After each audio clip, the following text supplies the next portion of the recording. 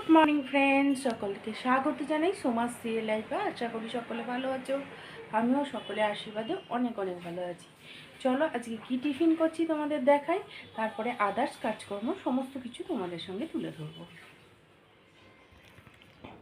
চলো বন্ধুরা, এই যে আমার আজকে টিফিন। যেহেতু এই রুটিগুলো আগের দিনে কিছু বেঁচে গেছিলো, যার জন্য আমি রোল করে নিয়েছি। আর এইখানে দেখো, সকাল সকাল কিছু কাঁচা ভিজিয়েছিলাম, সেই কাঁচাগুলো আগে কেচে নিচ্ছি, তারপরে আদার্স কাজগুলো ধরো। যেহেতু সকাল সকাল কাঁচাটা করে নিলে আর শুকিয়ে যাবে, আর সবথেকে বড় কাজটাও শেষ হয়ে থাকবে। সেই জন্য সকাল সকাল সমস্ত কাচাকুচিগুলো আগে করে নিচ্ছি। এমনিও জানো তো শীত পড়ে গেছে তো, আর বেশ ঠান্ডা ঠান্ডা লাগছে। জানি না বন্ধুরা তোমাদের আর কোথায় এরকম হালকা হালকা ঠান্ডা পড়েছে। এখন বেশ হালকা হালকা একটা ঠান্ডা পড়ে গেছে। আর যেহেতু রোদ্দুর বাইরে আছে, যার জন্য কাচাকুচিটা আগে করে নিলাম। আর এই শীত পড়ে যাচ্ছে না, এই শীতের মধ্যে না একদম কাচাকুচি করতে ইচ্ছা করে না, কিন্তু শীতকালেই বেশি জামা কাপড় কাচতে হয়। যদিও আমাদের গরমকালে অনেক বেশি কাচতে হয়, কিন্তু শীতকালেও কাচতে হয়। শীতকালে যেহেতু সোয়েটার ফোয়েটার এটা সেটা বেরোবে, তো কাচাটা একটু বেড়েই গেল। আর এই দেখো, সমস্ত কথা বলতে বলতে কাচাও হয়ে গেল।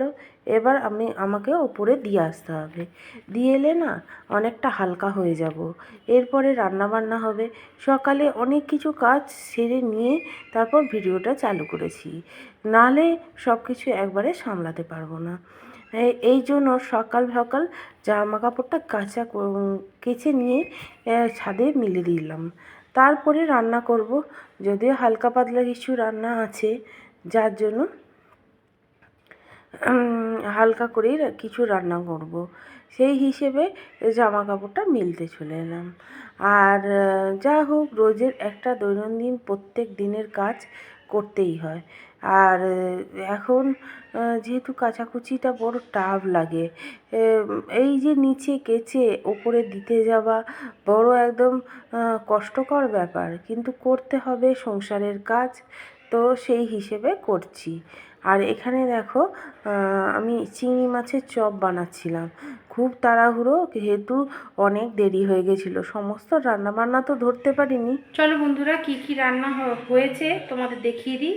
আর চান টান সমস্ত কিছু কাজকর্ম শেষ হয়ে গেছে, আর দেখাচ্ছি কি কি রান্না হয়েছে। দেখিয়ে দিই কী কী রান্না করেছি। এখানে চিংড়ি মাছের চপগুলো রেডি করে রেখেছি, খাওয়ার সময় ভাজবো। যদিও সব ভাজা হবে না, কিছুটা তুলে রাখবো। আর এখানে গরম গরম ধোয়াটা ভাত। আর এখানে রয়েছে, এই দেখো, ভোলা মাছের ঝাল। অনেকগুলো ভোলা মাছ ছিল, সব করে ফেলেছিলাম। আর চিংড়ি মাছ দিয়ে পুঁই শাকের চচ্চড়ি, ব্যাস। আর এই রোলটা ছেলের জন্য রাখা ছিল টিফিনে, খাইনি। আর এখানে দুপুরে খাওয়ার সময় আমার হাজবেন্ড চপগুলো ভাজছিল, আর আমি সবার ভাতটা বেড়ে দিচ্ছিলাম। এইভাবেই চলে। আর চিংড়ি মাছের চপ খেতে সব আহা আহা করছে। যাই হোক, খাওয়া দাওয়ার পর আর আসিনি, এবার রুটি করতে চলে এলাম। রাত্রিরের রুটি, রোজের একটা ডিউটি, একটার পর একটা কাজ না করলেও নয়। এইভাবে সন্ধেবেলাটা খাওয়া দাওয়ার পর অনেকটা গ্যাপ যায়, তারপর আবার রাত্রিবেলা না অনেক কাজ করতে হয়। যেমন সকালবেলা বেশ কিছু কাজ থাকে, আজকে রাত্রিরও অনেক বেশি কাজ ছিল। যেমন অনেক বাসন ছিল, রুটি করা ছিল, তরকারি করা ছিল, সব কিছু ম্যানেজ করে মানে শেষ করতে করতে বেশ অনেকটা টাইম চলে গেল। আর এইখানে দেখো, রান্নাবান্নাটা কমপ্লিট করে নিয়ে এবার অনেকগুলো বাসন হয়েছিল, সেই বাসনগুলো মাজতে হবে।